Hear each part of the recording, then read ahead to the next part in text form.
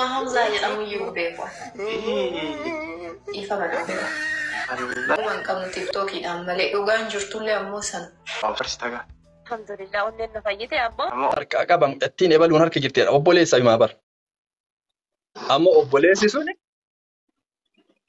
saahiba isaa wayitiin barbaada malee nama diin qabu ka isin hin barbaaddu saniin hin barbaadu. Namni diin qabu isa biratti nama faayidaa hin qabne nama homaan beenne kuni gowwaa nama muudii hin qabne jira. Akkasitti hedduun keessa mana hafte. Amrii gara abbaa keessaniitti ittiin deebi'adhaa tokkoffaa. Amrii heeruma keessanii gara diiniitti ittiin deebi'adhaa. Diini ittiin deebi'achuun jalqaba ofii keetii karaa rabbi siin jedhe sanirra jiraadhu.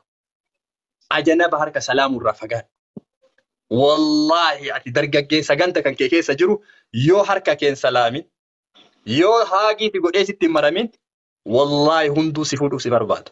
Hundi isa amma sa'aatii an siin jedhe kanarraa jalqabii itti fayyadamee qabxiitan. Yoo ati harka dargaggeessa ganta kee jiruu maruma akka wannaatti ammataan oolin wallaahi cufti isaa onneen isaa akkana siif dhawatte jechuudha. Maaliif ati qaali wanna takkaa sin tunde bakka namni harkaan sin tuqin wanni ati harkaan hin tuqin si hawwisiifti.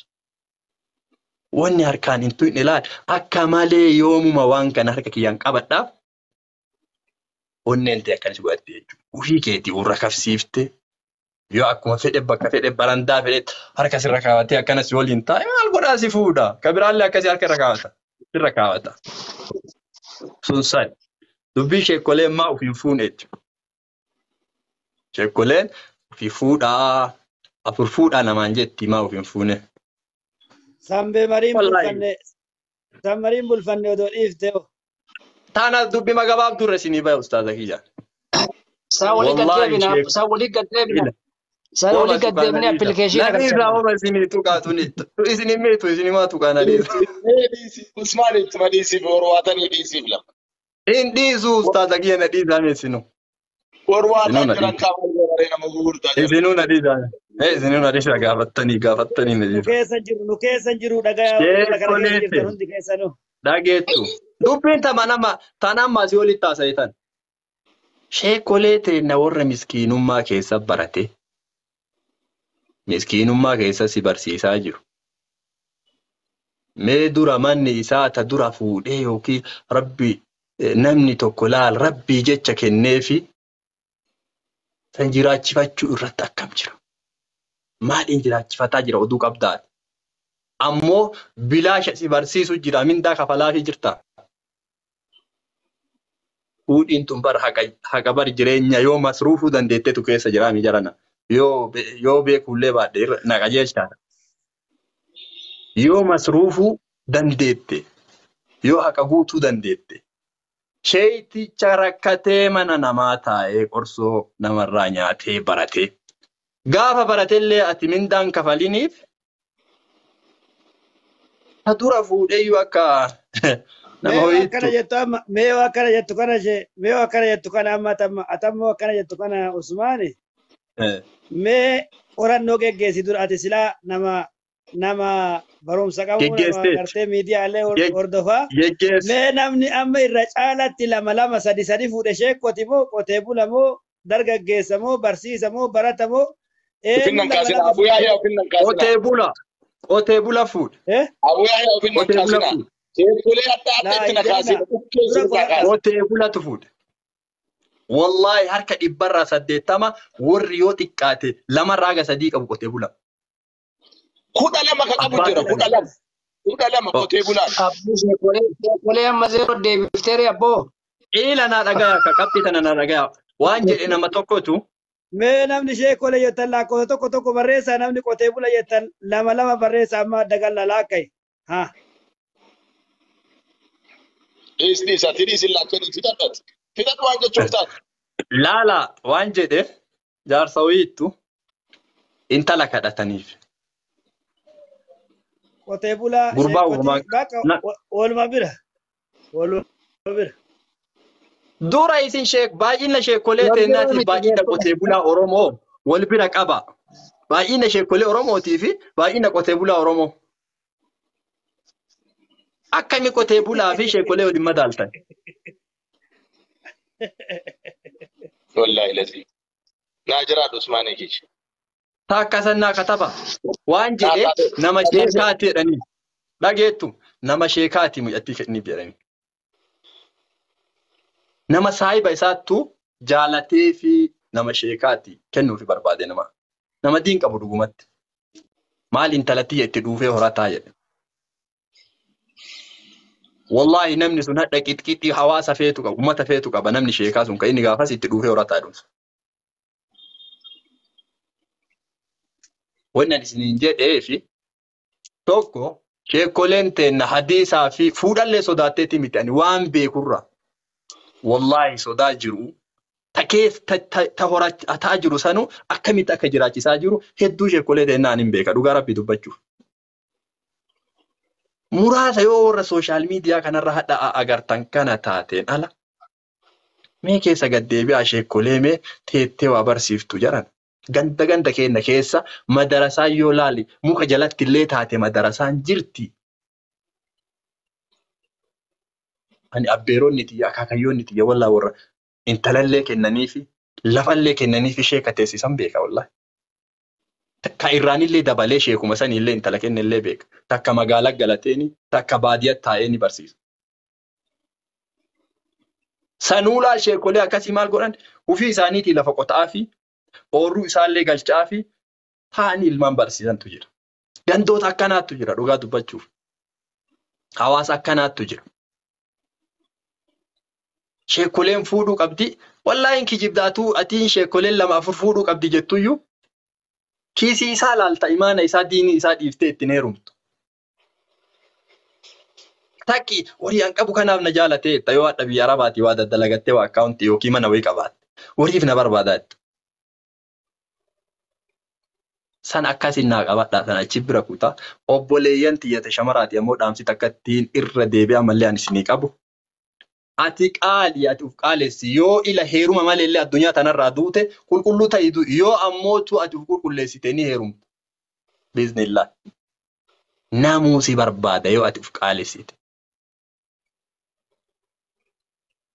Har'aati mee shiboo warqii fakkaattu takkaafi. Warqii wal bira qabdee wama wal fakkaatu kalaan isii. Warqummaa isiisan keessa laalammoo kalaa isiisan laalan. Halluun kee TikTok kanarra haga fedhe yoo bareede.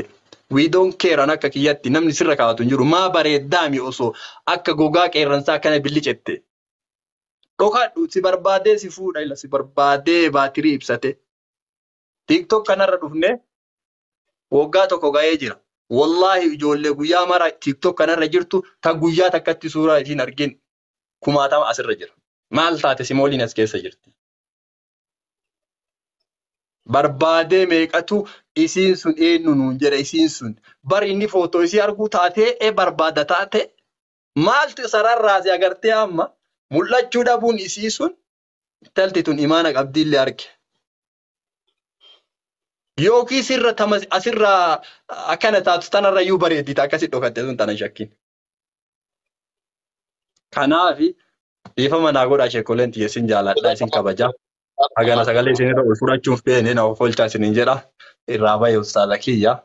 Wanni qaaliitu barbaadamaa waan dhokatetu barbaadamaa addunyaa tanarratti amma jecha takkatti afaaniin na hafte nama wayii dubbifteeti. Tokkoffaan qotee bula lammaffaan sheekoti yettootoo bira kuttee. Kalaa tiris amma san. Amma naa gabaatu sagantaa nama biraatti. Lammaffaan daldaltoota lammaffaan. Katabadha. Atakka qorannee irraatan dubbii laala amma nama wayiitiin waa sitti hajamaa jetteeni hajaasa osoo itti himuu baatte jalaa cal'ifte. Namichi sun haga hajaasan dhagahuuf guyyaa rabbii sima barbaade sima bira taa'aa oola wallaahi maali wanatti hajamee nuffisii jedha. Wallaahi mee ati nama laal shari'aan rabbi haraam sirra gooterraa mee fagaadhu. Wallahi sima barbaada namu anumaa fixadhe sheeka kiyya achina dabarsaa ofirra. Jazakallahu khairan barakallahu fik Yaasin daqiiqa sadi qofa sikee. Mashallah tabarakallah mashallah tabarakallah wallahi rabbi jazaa siyaade Usmaan dubbii ajaa'ibaa dubbate. Yaasino dubbii farafare adda kaa'ee rabbi isaa galatoomfatu barakaa rabbi siyaa godhammallee beekumsa rabbi siyaa ta'u leenca kiyya. بسم الله الرحمن الرحيم. السلام عليكم ورحمة الله وبركاته جدا. عليكم السلام ورحمة هاسا الله وبركاته. والله نمني هندو هاسا جرا السلام عليكم.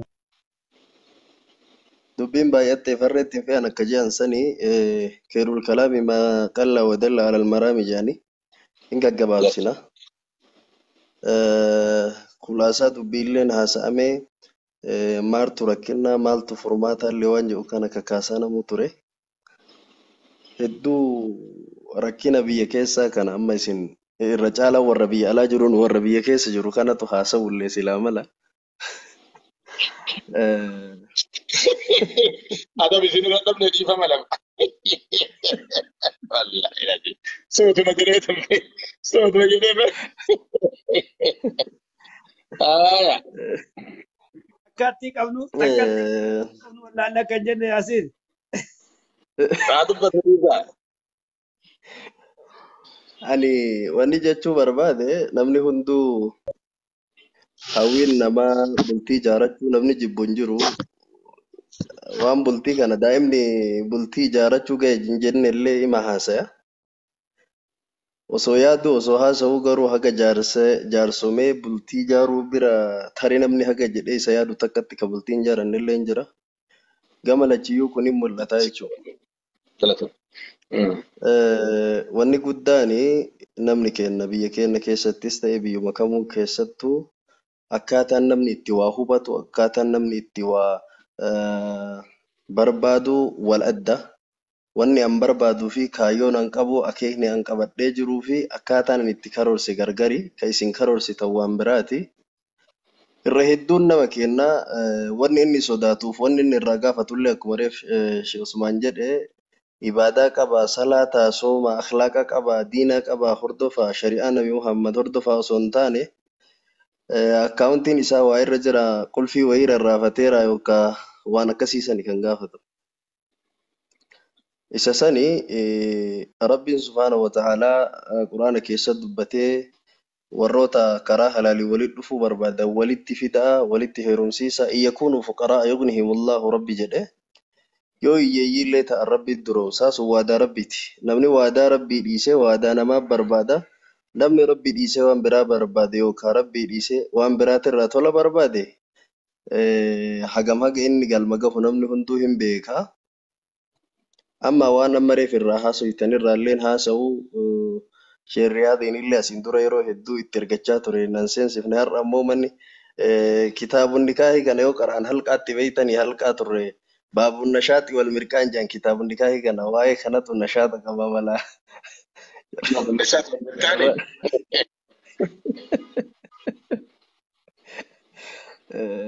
Sanumaaf mala har'a carraa na qaqqabe nasihaan reef dhaamtanillee namatti qabatee namni hunduu itti fayyadamuu qaba. Waan asirra haasa'ame kana namni qalbitti ilaalee bira dabruun qaba. Nama waan biraa tolchuun haasa'u osoo carraa jiraatee halkan ta'uu baate ilma haasa'a. Haa ta'u immoo amma waan isin haasoftan sanitti bootaa kennaa itti akeekaa bira taruu barbaada. Waan Sheekh Riyaadillee kaasan, Abuu Yaxyaanillee kaasan, wanni ulamaa'onni asirra jiran kun kaasan akka qalbiittillee wanni haasa'aniif jira.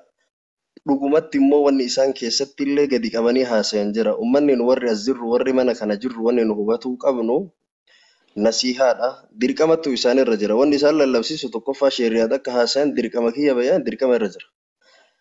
Daa'ii waa sadiif lallaba akkuma namni hunduu beeku tokkoffaani إخراج الناس من عبادة العباد إلى عبادة رب العباد كجاء سني إذا كان للب لما فان أداء الأمانة بلغ ما أنزل إليك من ربك كجاء مثلا صدفان أمو إقامة الحجة على الأمة كان سديني فيها رجال الرد كجرك نباني وأن جتشو بربادين كروتهم كجرك الرجال الرد نباني وأن جرج أن كان إرافع أنه وجدته كدافع تتفنو gara hojiitti jijjiiruudhaaf sheer goonee ergaa isaanii gara biraatiin fudhachuu osoo hin taane kallattii sirriitiin fudhannee hubannee hojiirra oolchuudhaaf haa tattaafannu jedha. Xumura irratti immoo carraa guyyaa biraatiin waliin haasofna insha Allah. Ustaaza keenya Sheekh Riyaadillee ustaazota keenna mara umriin keessan amaana haa ta'u hojii gaariirra jirtanii namni marri isinii hubachuu dhabuu danda'a maa kana jettan isiniin jechuu danda'a garuu immoo islaamummaa keessatti jireenya jechuun namni bultiin diigame biyyallee diigaa jira akkuma argitan kana bultiin namni ijaaramee bultii keessatti walii galteen jiru biyyallee ijaara waan ta'eefi hedduu isaa seenaallee quba qabdanii kanaafu bultii irratti hojjechuun biyya ijaaraa jirtan biyya xiqqoo ijaaraa jirtan bu'uura biyyaati maa jennaan kun asliidha asaasa far'ii haasayaan jirtan asliirraa haasayaa jirtan akka imaa shayni keenya sheekul islaam ibnu teemiyaan jedhan man dayyaca al-usuula xurima al-wusuula akka jedhansan aslii namni miidhe ka'umsa namni miidhe ga'umsa miidhama waan jedhan ga'umsa hongoyfamuu jechuudha wanni biyyi itti badde aslii kana miidhame awwalli jechuun harfiin aliif badde alif laam ittilleen qaceeltu jedhani Sheeyyaasiin dubbii haqaati sun oromoon waan hin dubbatiin hin qabdu bara kanaafi waa hedduu beeytanii silaa namni haasayu wal jala dabre akka tokko jira gaaf tokko mucaan wahii warra soddaa dhaqee jedhan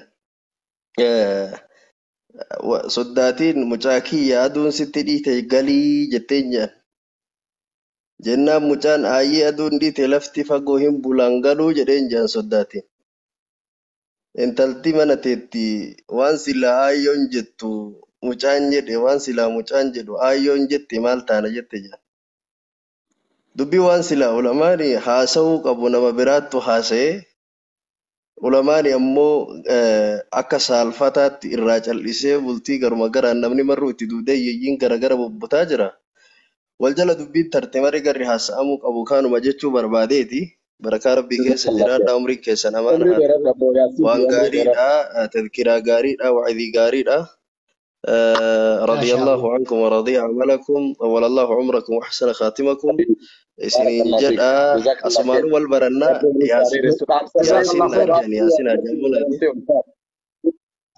ياسين بديني لمو إن شاء الله سبر ياسين هاجابون ياسين ياسين هاجابون ثلاث آيات سبر إن شاء الله ما بود سجلتنا أبشر جزاك الله خير بارك الله فيكم سجنتا تاكي ستي قوة قد نو دبر ستي الفارس جنة عبد الله السلام عليكم أنا تربة السلام ورحمة الله وبركاته. سجلين كنجرو انجرا عليكم السلام ورحمة الله وبركاته. أنا تربة سجلين كنجرو tokko faana sadeeffatu na dhorge jaartolee تليفونك يا مكا كأنه تيجي أبو يحيى نندا جتني شيء. tokko faana sadeeffatu na dhorge Abdallah kun waan jettu laalakaadha baga rabbi si dubbise قامويو سمي السلام عليكم سمية وعليكم السلام ورحمة الله وبركاته. هاي تليفونك يا بدا اسم بوسي جرى شيكو تاكم يسين. والله انا قاجر رجلة ربي اكم ناجرتن والله الحمد لله سجنتا جايبا كبتني قدوستن نرى متانو دكوب سوفيتني تيادني تموكم. وجه الشريعة دي كنت رجعه الجيران ورفايني عبد الله أستاذ كاسم قلت أنجلاين قد يبوها أستاذ كاسم. لا بكنجرة تايرو بكنجرة السلام عليكم. إن جيسي سعد بدو عبد الله. وعليكم السلام ورحمة الله وبركاته. ما جتن.